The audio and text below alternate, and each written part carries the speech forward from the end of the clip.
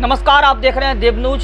हम पड़ताल कर रहे हैं सभी वार्डों में, नगर निगम के 60 वार्डों में जा जाकर जो प्रत्याशी पार्षद प्रत्याशी के रूप में दावेदारी कर रहे हैं, तो सभी वार्डों में। तो आज हम आ चुके हैं वार्ड नंबर 55 के अंदर। वार्ड नंबर 55 सिविल लाइन क्रीम इलाका कहा जाता है, झोकनबाग, जहां पर अनेकों प्रत्याशी दावेदारी कर रहे हैं, परंतु इस वार्ड से कम ही प्रत्याशी दावेदारी देखने को अभी प्रेजेंट में मिल रहे हैं। तो हमारे बीच में ऐसे ही भारतीय जनता पार्टी के पुराने समाज सेवी और अभी भी निरंतर लोगों के बीच में सेवा का भाव बनाए रखे हुए हैं जय किशन प्रमाणी साहब। जे निरंतर चाहे कोविड काल की बात करें हम, उसके अलावा वार्ड के अंदर कुछ काम अधूरे रह जाते हैं, परंतु इनकी वह योजना होती है जो लोगों की समस्या का निराकरण होने में सफल हो, क्योंकि इन्होंने बहुत सारे काम किए अपने वार्ड के अंदर। परंतु इस बार पार्षद प्रत्याशी के रूप में भारतीय जनता पार्टी से दावेदारी कर रहे हैं। आपका और भी इन्हें परिचय बता दें, क्योंकि ये वार्ड नंबर 55 से चुनाव लड़ने जा रहे हैं और व्यापारी नेता भी हैं। ये जय किशन प्रमाणी साहब, बहुत बहुत शुभकामनाएं आपकी।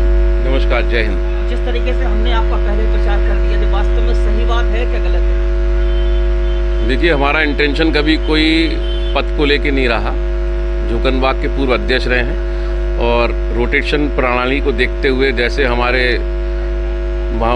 प्रधानमंत्री माननीय और मोदी जी का आह्वान है कि कभी भी कोई एक जो होता ना विरासत नहीं होनी चाहिए। तो पद का हमारे लिए कोई अहमियत नहीं है, हमारे लिए चुनाव हमारे लिए अहमियत नहीं है, हमारे लिए सेवा कार्य अहमियत है। हमारा व्यापार मंडल में भी अब हमारे नए अध्यक्ष वो भी अच्छा कार्य कर रहे हैं, राजेंद्र शर्मा जी। हम लोगों ने सबने मिलकर उनको आगे बढ़ाया।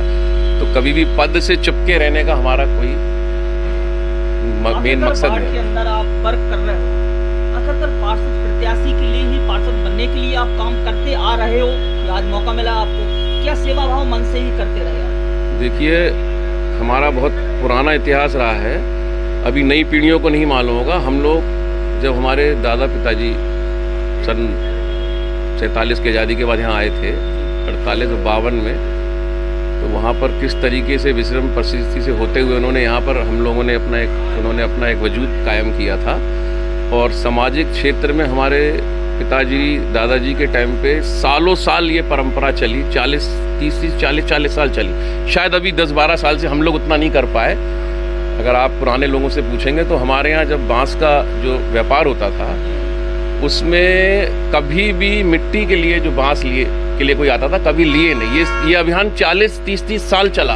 अभी 10-12 साल से हम लोगों ने उस तरह के बांस भी बेचना बंद कर दिया, क्योंकि हम लोग आज भी वो पैसे ले नहीं सकते। अगर किसी के मिट्टी के लिए कोई आ गया तो उस तरह के बांस का काम हम लोगों ने ना के बराबर कर लिया। बड़े बांस तो जो चल रहे हैं शटरिंग के, वो चल रहे हैं। तो हम लोगों का उस जमाने से चला आ रहा है, उस समय से चला आ रहा है ये भाव।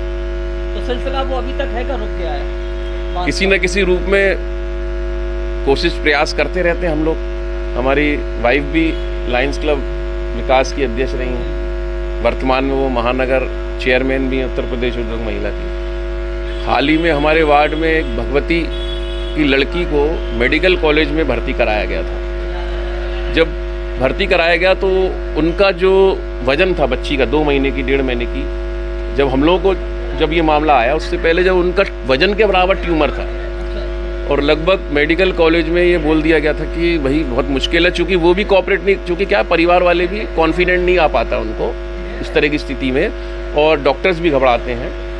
तो फिर उनको ये बोला गया कि आप लखनऊ ले जाइए। हम लोगों ने कि लखनऊ, दिल्ली, जहाँ भी ले जाना पड़ा, हम बच्ची को हम लोग प्रयास करेंगे। तो उसके बाद हम लोग डॉक्टर सेंगर जी से मिले, उन्होंने बहुत सपोर्ट किया, हिम्मत हम लोगों ने बढ़ाई। सर, हम लोग जिम्मेदारी ले रहे हैं, लिख के दे देंगे, सब कुछ कर देंगे। तो उन्होंने कहा अच्छा फिर आइए आप दोबारा। विश्वास मानिए, उधर ही हॉस्पिटल में ही, मेडिकल कॉलेज में ही सारी चीज़ें हो गई। और जो बेचारा उसका बच्ची का बाप था, हम लोगों ने कहा आप चिंता नहीं करो, आप तो पूरा ध्यान इधर दो, आपका कोई भी खर्चा रोजंदारी का, मेहनत मजदूरी आप कर रहे हैं, आप पहले 10 दिन यहाँ ध्यान दीजिए, हम लोग बैठे हैं यहाँ। तो सारा हम लोगों ने मिलकर वो व्यवस्थाएँ करी, और बेचारे वो परिवार भी चाह रहे थे कि हम बेटी को हमें बचाना है, उनका ये भाव था। बहुत अच्छे। और आज विश्वास करेंगे, बच्ची पूर्णतः स्वस्थ है। ये भाव हम लोगों का निरंतर सेवा कार्य का वैसे ही चलता रहता है। प्रमाणी जी, एक सवाल उठ रहा है, जिस तरीके से आप वार्ड के अंदर वर्क करते आ रहे हो, आखिर क्यों, क्या लालच रहा, क्या पार्षद बनने के लिए चुनाव में आपने काम करें, क्या कारण था? देखिए, ये स्थिति तो अभी पैदा हुई है। पहले जब मैं नया व्यापार मंडल का अध्यक्ष बना, तो मुझे एक चीज़ मेरे जहन में थी जब माननीय प्रधानमंत्री जी संसद में पहली बार गए तो उन्होंने माथा टेका था। तो शायद लोगों के लिए एक छोटी सी चीज़ हो, क्योंकि कोई बहुत बड़े चुनाव या बहुत बड़ा कुछ नहीं होता है व्यापार मंडल का, कोई भी कुछ भी बन जाए, लेकिन कहीं ना कहीं एक अपने आप में एक भावनात्मक रूप से जिम्मेदारी महसूस कर रहा था कि मुझे इस क्षेत्र के लिए कुछ करना चाहिए, व्यापारी के लिए कुछ करना चाहिए। तो इस भाव से मैंने, जब शुरुआत थी हमारे व्यापार मंडल की, तो मैंने अभियान ही स्वच्छता से किया। हम लोगों ने डस्टबिन जगह जगह वितरण किए, आज भी वो वितरण किए डस्टबिन कई दुकानों में आपको मिल जाएंगे। बहुत बढ़िया यूज हो रहा है। और शायद मैं भले योगी मोदी जी का समर्थक हूँ, भारतीय जनता पार्टी में मेरा कोई पद नहीं है अभी, लेकिन शायद जितना अभियान हम लोगों ने स्वच्छता को लेकर चलाया होगा शायद किसी पदाधिकारी ने नहीं चलाया होगा। अच्छा, इस तरीके से आप तैयारी कर रहे हो तो वास्तव में क्या महसूस करते हो अपने आप को? वार्ड में क्या लगता है, नगरवासी क्या? देखिए एक देसी भाषा में बोलें तो कई बार हमारे शुभचिंतक भी हैं, मित्र भी हैं। तो एक तो सबसे पहला, व्यापार मंडल के नाम से कभी कोई दलाली नहीं ली गई हमारे यहाँ। अन्य लोग भी अच्छे होंगे, ये नहीं कह रहा हम अकेले अच्छे हैं। और हम लोगों का एक ग्रुप है, वो स्वयं अगर किसी का काम हो रहा है, अगर वहाँ कुछ खर्चा भी हो गया, खर्चा मीन्स रिश्वत से नहीं, मतलब भागा दौड़ी में या उसमें व्यवस्था बनाने में, तो आप जेब से खर्च कर दिया, कभी किसी से 1 रुपया नहीं लिया। तो ये भाव हम लोग के सबके मन में रहा। तो कई बार चर्चा हुई, यार कि तुमने इतना सब करते रहते हो, पार्टी में अंदर आके कुछ काम करो, कुछ फ़ायदा उठाओ। मैंने कि यार मेरे जीन में ये है नहीं कि मैं फ़ायदा उठाने के लिए आ गया। हाँ, वैसे भाव के लिए, सेवा भाव के लिए मैं और आगे आ सकता हूँ। दूसरा, मुझे व्यापार मंडल ने आगे किया है कि आप आगे आइए, आप इसमें भी आइए, पार्षदी में, तो प्रयास किया जाएगा इसके लिए भी। और एक चीज़ मुझे अभी और लगती है जो मेरा आने का कारण है प्रमुख, हो सकता किसी को ये बात हजम ना हो या गलत लगे। देखिए, योगी जी का जो अभियान चल रहा है, माननीय प्रधानमंत्री जी का भ्रष्टाचार मुक्त, समय लगेगा, धीरे धीरे चीज़ें व्यवस्थित हो रही हैं। और जो गुंडा माफियों के खिलाफ चल रहा है, ज़मीनों के खिलाफ चल रहा है, बहुत अच्छा अभियान चल रहा है। कई जगह सरकारी ज़मीनों पे जो अतिक्रमण था, जो कब्जे थे, वो हटाए जा रहे हैं, पूरे प्रदेश में हटाए जा रहे हैं, झांसी में भी है। लेकिन ये भी सत्यता है कि अभी भी कुछ खामियां हैं, कुछ खामियां हैं। तो मुझे कुछ चीज़ें गलत लगती तो वो मैं थोड़ा इरिटेट हो जाता हूँ। तो कुछ चीज़ें मैं प्रयास कर रहा हूँ, मैं सही कर भी रहा हूँ, क्योंकि मेरे पास ताकत है योगी जी की। बहुत बढ़िया।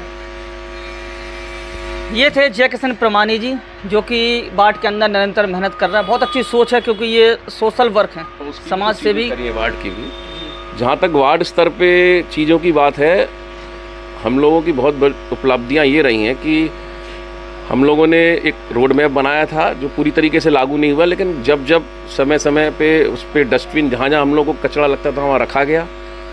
और रामप्यारी मार्केट से कुआं मार्केट में एक जल भराव की स्थिति रहती थी। उस नाले का हम लोगों ने, अग्निहोत्री जी जो फूड इंस्पेक्टर, उनको बाकायदा इंस्पेक्शन कराया।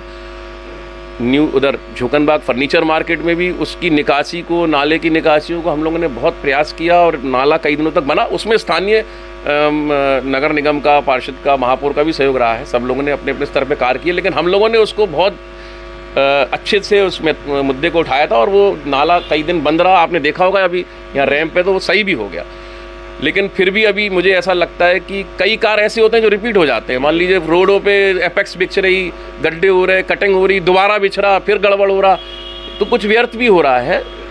प्रयास भी अच्छा हो रहा है, कई जगह नहीं हो पाई चीज़ें, कहीं अभी मालिन बस्तियों में अभी और बहुत कुछ सफाइयों की ज़रूरत है, एपेक्स बिछाने की ज़रूरत है। हमारे सबसे बड़ी समस्या जो अशोक सक्सेना वाली गली में आज तक समस्या वो पूरी नहीं हो पाई। पुराने कार्यकाल में वो बिना खोदे उसको रोड बिछा दिया गया था। तो अभी कई काम ऐसे हैं जो मुझे लगता है कि हम लोगों को अभी मिलकर करना पड़ेगा, इसीलिए मैं